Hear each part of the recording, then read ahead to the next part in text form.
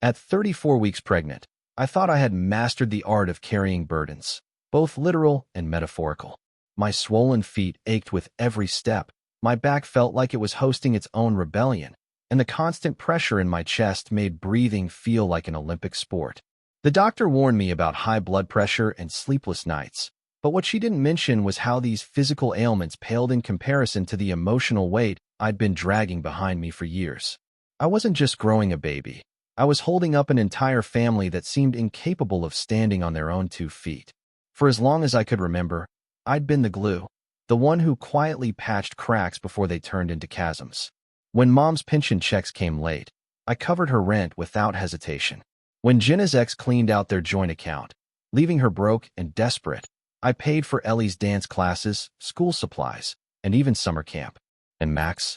Oh, Max treated me like his personal assistant, texting random requests like, "Yo, fix this," or "Can you handle it?" As if my life existed solely to troubleshoot his. But here's the thing, nobody ever said thank you. Not anymore. Somewhere along the way, gratitude morphed into expectation, then entitlement. They stopped seeing me as a person and started treating me like a safety net, a magical ATM that never ran out of cash or patience. Meanwhile, I was crumbling under the strain. Every morning, I woke up exhausted, dreading the endless cycle of demands and dismissals. Yet, I kept going because deep down, I believed this was love, sacrifice, duty, until the day I realized the truth. No amount of giving would ever be enough for people who refused to see my humanity. Now, sitting alone in my dimly lit kitchen at midnight, sipping lukewarm tea while rubbing my belly, I wonder when I became invisible. Was it when they forgot my birthday? Or when they laughed off my suggestion to split bills? Whatever the moment, one thing is clear, I'm done being the martyr. This baby deserves better. And so do I. It started with a simple question, one I thought was innocent enough. Why didn't anyone RSVP for the baby shower? I asked in the family group chat, my voice shaking despite trying to sound casual. The response hit me like a freight train. Jenna replied almost immediately, her tone dripping with sarcasm. "Chill, sis. It's not that big of a deal. People don't usually throw parties for second kids anyway." Second kids? My fingers hovered over the keyboard as anger bubbled beneath my skin. This wasn't just negligence, it felt deliberate. I stared at the screen, rereading her words. Did she really forget this was my first child? Or was she twisting reality to make herself feel better about ignoring me? Before I could respond, Max chimed in with his usual nonchalance. "Honestly, who even cares? Baby showers are kinda overrated." Overrated? My jaw tightened. He said this while I'd been quietly covering his gym membership and Spotify subscription for months. Months when he barely acknowledged my existence unless he needed something. But the real gut punch came later that evening. A private message from Mia, my closest friend, popped up on Instagram. She sent a screenshot of Anna's baby shower, a cousin whose third child was due soon. The photos were nauseatingly perfect, towering balloons, an extravagant dessert table, and piles of expensive gifts stacked neatly beside a custom-made cake. Everyone was there, Mom, Jenna, Max, all smiling wide, holding champagne flutes like they were celebrating royalty. Meanwhile, my modest invite had gone unanswered, buried under their indifference. I sat on the edge of my bed, clutching my phone so tightly my knuckles turned white. They hadn't forgotten. No, this wasn't forgetfulness. It was erasure. In their eyes, I wasn't worth showing up for, not in the way they showed up for Anna. And yet, they still expected me to keep paying their bills, funding their lifestyles, and bailing them out whenever things got tough. Suddenly, memories flooded back. Jenna begging for grocery money 2 days before posting pictures of $60 gel manicures. Max texting, "Yo, fix it," when his Netflix stopped working. Mom guilt-tripping me into covering her utilities because God gave you that job so you could help others. That night, I lay awake staring at the ceiling, my heart pounding against my ribs. Every breath felt heavier than the last. Was I invisible? Disposable? I thought about all the times I'd convinced myself their gratitude would come eventually, that love meant sacrifice. But now, lying here pregnant and exhausted, I realized the truth. They didn't see me as family, they saw me as a resource. And resources don't get invited to baby showers or treated with respect. Resources get used until they run dry. I sat in the dim glow of my phone screen, staring at the family group chat. The conversation had spiraled into chaos after my confrontation about the baby shower, or rather, their deliberate absence from it. My sister Jenna's sarcastic remarks and Max's dismissive comments echoed in my mind like a broken record. But this time, something inside me snapped. I couldn't unsee the photos of Anna's extravagant party or ignore the casual cruelty of their indifference toward me. It wasn't just about the baby shower anymore. It was about years of being treated as invisible, expendable, and replaceable. Before I could second-guess myself, I typed out one final message. Thanks for making it clear where I stand. The words felt sharp on the screen, cold, calculated, and final. I hit send, then immediately clicked the 3 dots next to the chat name. Leave group flashed red, almost tauntingly, but I didn't hesitate. As soon as I confirmed, silence fell over the chat. For a full 2 minutes, there were no responses. Then came the storm. Jenna started typing furiously, accusing me of being dramatic. Max chimed in with his usual arrogance. What's her problem now? Mom tried to play peacemaker, guilt-tripping everyone into blaming each other instead of addressing the real issue. But none of it mattered anymore. With the chat closed, I opened my laptop and logged into my bank account. This wasn't going to be subtle. It was time to dismantle the scaffolding they'd built around me. First, I canceled the joint credit card we'd all shared for emergencies, though those emergencies always seemed conveniently aligned with their personal needs. Next, I terminated the auto payments. AT&T for Max's endless streaming services, Verizon for Mom's phone plan, even the rent assistance I'd quietly sent to Jenna every month without fail.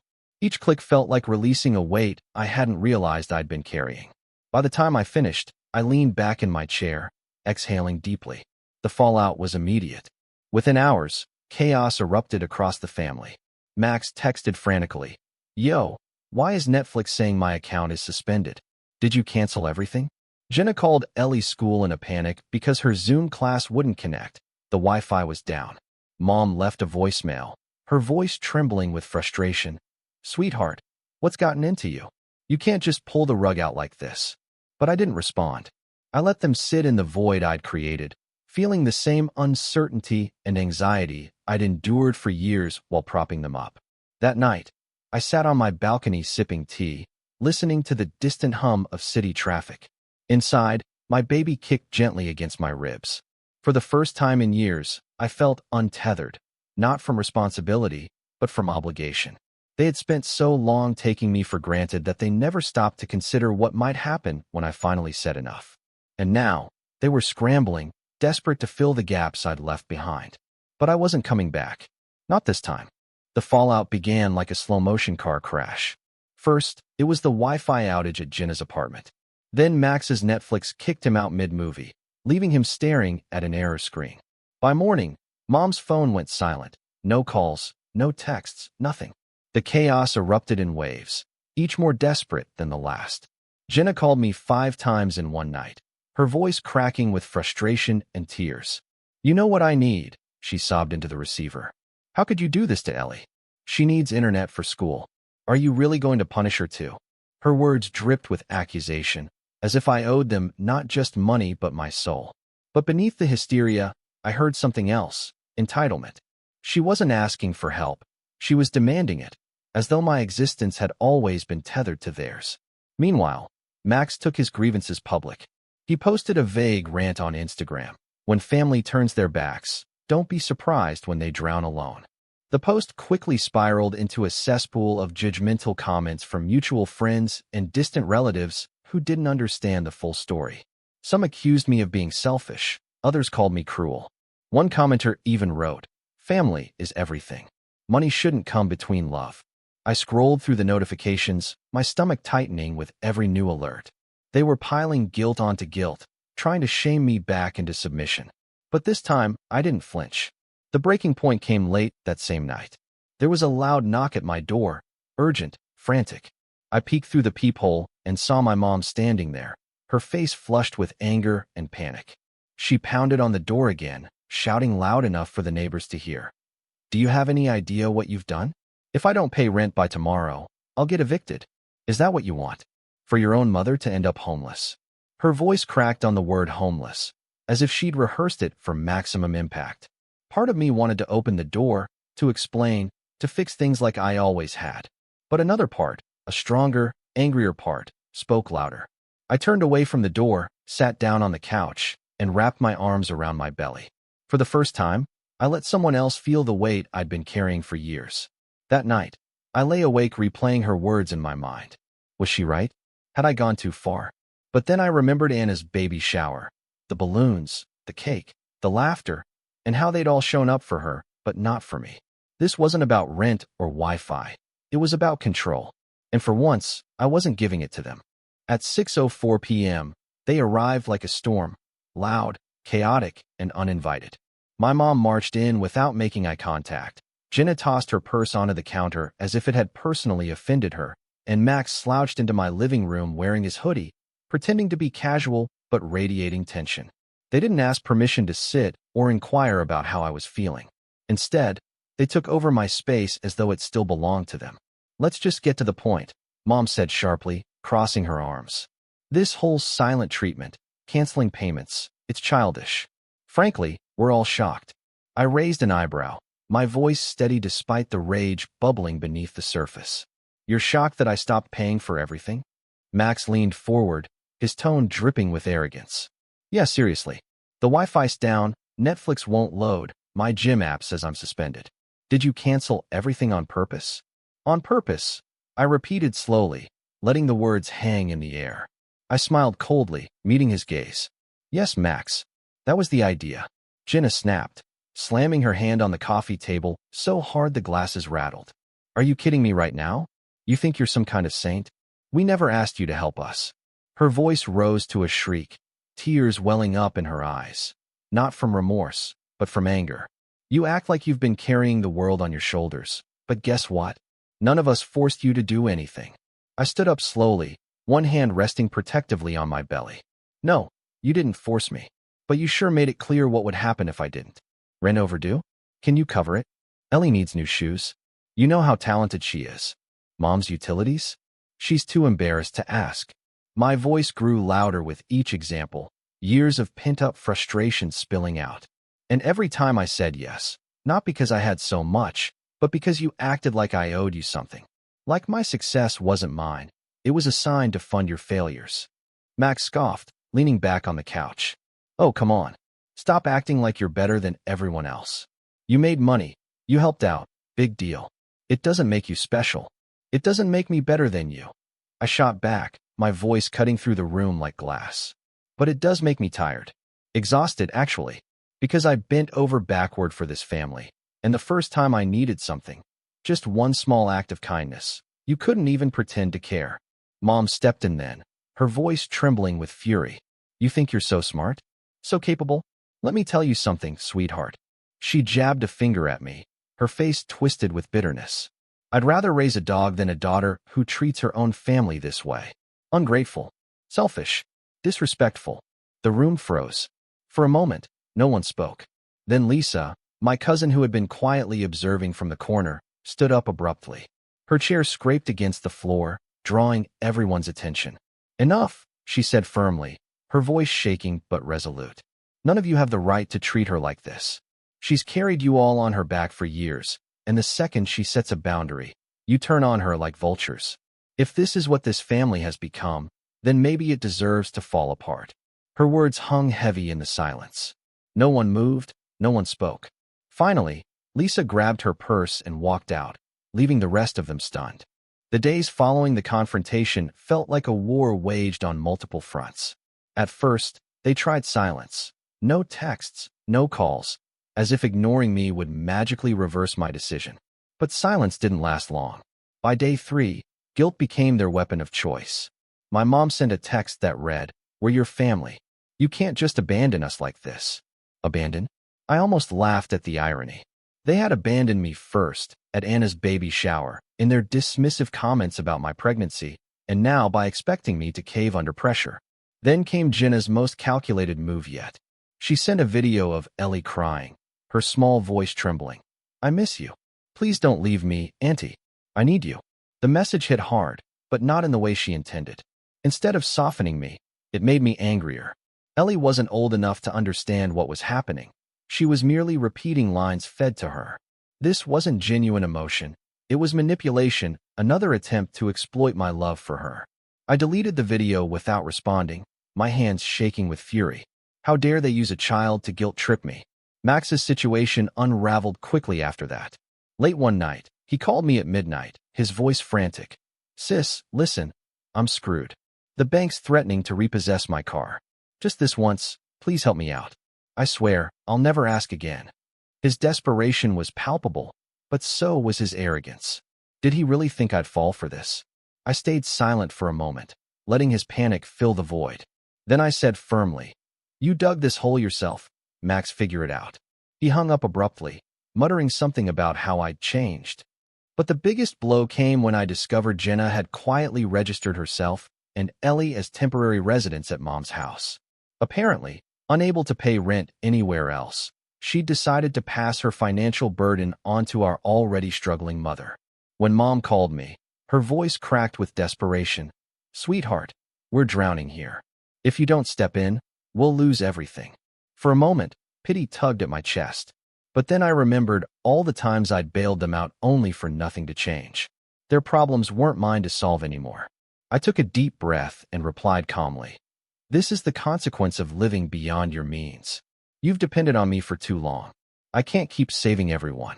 That night, I sat alone in my dimly lit kitchen, staring at my phone screen. Notifications kept piling up, guilt trips, passive-aggressive remarks, even vague threats disguised as concern. Each one felt like an arrow aimed straight at my resolve. Yet, beneath the chaos, there was clarity. I realized something profound. Their actions weren't about me. They were about control. And for the first time, I refused to be controlled. For the first time in weeks, I felt something other than anger or exhaustion, hope. It arrived quietly, like a soft knock on the door when you least expect it. Mia, my best friend since college, had been watching me unravel and decided to step in. She didn't ask permission. She just acted. One Saturday afternoon, she blindfolded me under the guise of helping with nursery setup and led me into her living room. When she untied the cloth, I froze.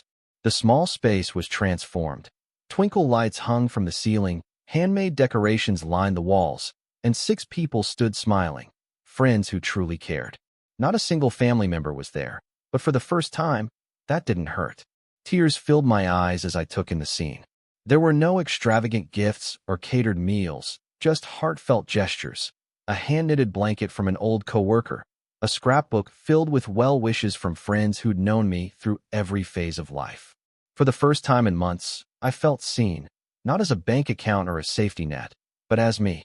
Mia hugged me tightly, whispering, "You deserve this. You always have." But the real surprise came later that evening. Kevin, Jenna's ex-husband and Ellie's dad, showed up unexpectedly at my door. He carried a box wrapped in simple brown paper. Inside was a keepsake journal from Ellie. Each page contained drawings, photos, and handwritten notes. One line struck me the hardest. "You were the only one who ever listened to me. I'm sorry about Mom being wrong." My knees buckled, and I sank onto the couch, clutching the book to my chest. Ellie wasn't part of their manipulation games. She was innocent, pure love wrapped in crayon scribbles and glitter glue. That night, I cried harder than I had in years, not out of pain, but gratitude. These weren't people demanding anything from me. They were offering everything. They reminded me what family could look like, not blood ties, but bonds forged through respect and care. Months later, as I scrolled through the local news app during my morning coffee, a headline caught my eye. "Local business manager fired for misconduct." It was Jenna. The article detailed how she'd falsified expense reports and manipulated company funds to cover personal debts. My stomach churned, not out of surprise, but because I knew what this meant for her and Ellie. By the time I read the follow-up story about their house going into foreclosure, it was clear they were spiraling. A neighbor posted on Facebook that Jenna had sold most of her furniture and moved into an old SUV with Ellie. The image of my niece sleeping in a car, her innocent face pressed against a foggy window, burned itself into my mind. I sat there for hours, staring at the screen, torn between guilt and resolve.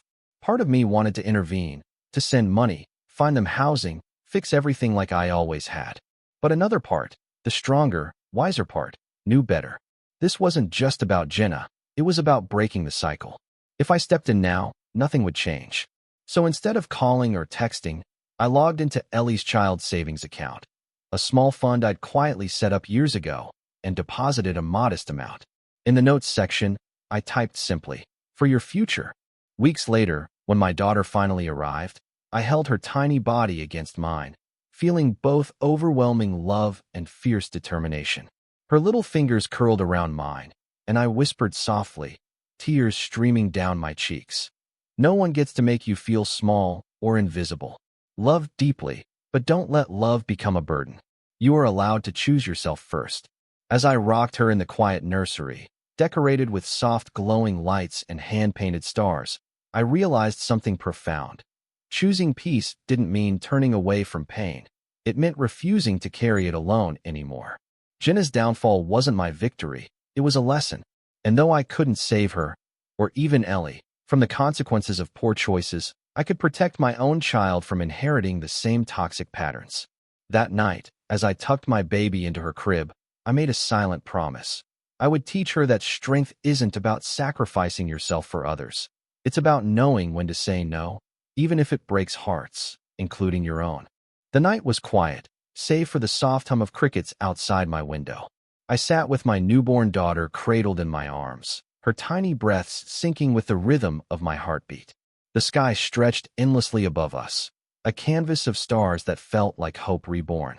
For the first time in years, I wasn't thinking about unpaid bills, unmet expectations, or guilt trips.